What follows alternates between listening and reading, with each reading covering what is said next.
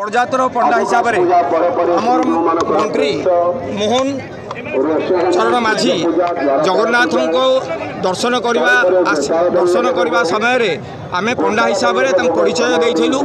परिचय दे सारा से आमको पंडा हिसाब से स्वीकार कले एवं आम खातार दस्खत कले। दस्खत आमे आशीर्वाद कलु। मंदिर बुले दर्शन कले पार्श्वदेवी से प्रथमे जगन्नाथ को मंदिर दर्शन कले। जगन्नाथ भितर को न जाइकिरी भीतर काठ पाखे रहीकि दर्शन कले।